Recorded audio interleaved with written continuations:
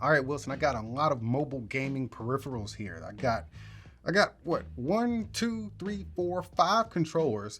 3 of them, or 4 of them, are specifically for mobile. Guys, welcome back to New Stuff TV, the untechnical tech channel. And today, my name is Antoine. It's game time Richardson, because today we are going to be showing you what I would perceive to be the ultimate, long-awaited mobile gaming controller.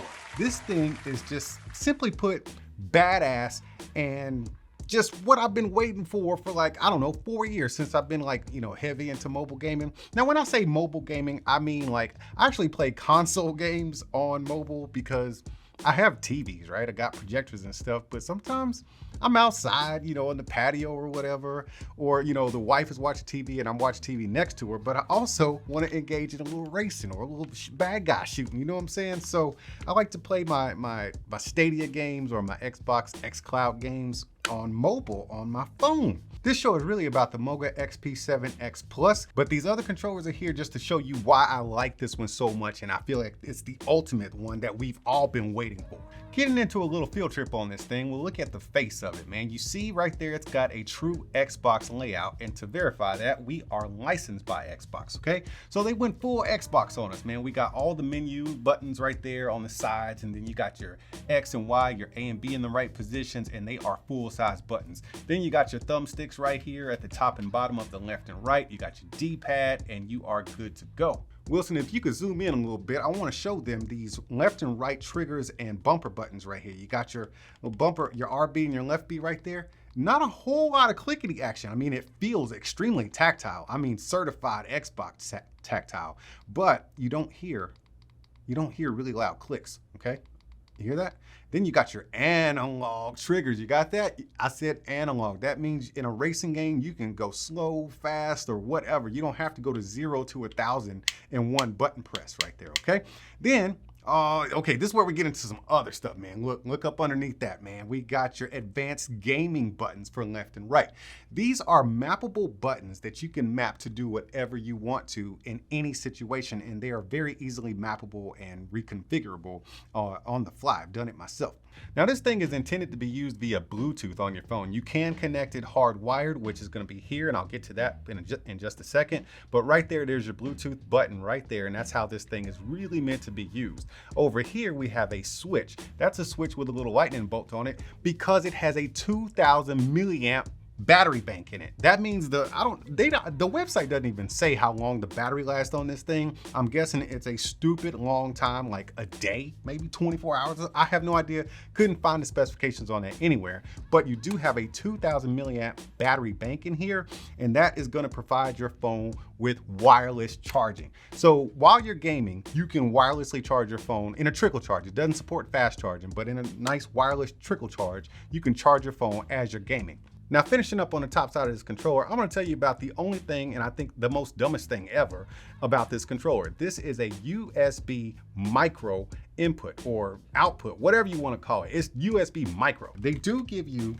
a long, I don't know, it's probably like 3.5 feet cable with a USB-A, with the other end being micro USB, so you can charge this thing if you need to. And then they have the audacity to try to make up for that blunder by giving you a micro USB to micro USB cable, which is super short, by the way, with a little adapter to USB-C on the top of there dangling off. Who's gonna, never mind, I don't want to talk about that anymore. But that's really the only bad thing about this controller. That is driving me nuts. But considering how often I'm actually gonna have to charge this thing, I'm just gonna let that slide, okay, PowerA? Now, on the bottom side of the controller, I did mention how you can use this thing wired if you want to. I keep it in Bluetooth mode. There's a BT right there and USB-C or USB on the other side. I keep it in Bluetooth mode because that's how I use the controller. This green button right here, that is the button, man, for the mappable buttons right here on the bottom of the grips. All you gotta do is press and hold that little green button right here. A white LED will start slow flashing up top, and then you just press whatever button you want to press that you want to remap or duplicate, I should say. So for me, it's always pushing down on these thumbsticks right here. So if I want to duplicate this action that this button does, all I got to do is press it, and then it'll start fast flashing that white LED, and then you press whatever button you want to move it to. So in my case, I would actually use it on the left, on the same side actually. So you can just put it on either one if you want to, but man, that is crazy cool. But you could do it for the X, the Y, the A, the B, the down press, or the trigger, the RB, the left B, whatever you want to do. I think that is super cool, and you got two of them. Now back up at Taste of Wilson, I want to show them this real quick. You see this right here? This is actually kind of set up to be a regular controller, and it is very sturdy. I could actually play a game like this, like on a tablet or something like that. But they have this little spacer in here because it's actually not a spacer, okay? You see that right there? That is your wireless charging pad and where your phone actually goes into. What I'm looking at right here is just really a tablet stand. So you just open it up. Let me show you how to do this, man. You open this bad boy up just like that. It's got the little feet on it, and you can sit your tablet in just like that and play either wired away from your tablet with that extension cable they give you, or you can play wirelessly over Bluetooth and your tablet's sitting right there. That way you don't have your phone in here as well. Now, as far as the weight is good, man. It doesn't weigh any more or any less. Well, it's pretty average on all the other controllers, aside from this X3 right here. This Gamesir X3 is a little on the heavy side, and I'm not sure why, but this one, the balance of it, I want to talk about ergonomics last because that's my favorite part of this thing. But the balance of it seems really good, and it's just, it is time for me to put my phone in here. I'm rocking with a Galaxy S22 Ultra. This is probably one of the biggest phones you can get out there on the market. I don't use a case, okay? But I did test it out with my wife's. Hers is not a thin case. It's one of those dual layer rubber cases, and it actually fit the controller in there, or the controller actually fit the phone in there. And here's why. You see that right there? You see how tall that is? That's how much space your phone has to fit in that bad boy. I'll turn it around on the other side so you can see that is a lot of space inside of that groove that your phone fits into. So there's plenty of room in there for a regular size case. OtterBoxes and stuff like that, probably not going to work. You can try it at your own free will, but I'm not thinking an OtterBox or any one of those super like ultra rugged cases will fit. Now keep your eyes on this as I slide my phone in. I slide my phone in and this thing will fit my phone perfectly. Oh, well, just perfectly, man. It fits into these little grooves right here in this little pocket so it doesn't fall down, but it also has these little lips right here to keep your phone from sliding down. On the top side of the controller, it's wide open, but you do still get plenty of sound coming out of your phone. I haven't heard any hindrances on my phone as far as the speakers on the top and the bottom go. But as you can clearly see here, this thing looks like it was literally designed for the Samsung S22 Ultra. That is a perfect fit. The lines are smooth up top. It looks like I bought this at the store, just like this, as a standalone gaming console. Speaking of gaming console, you have gaming console feel.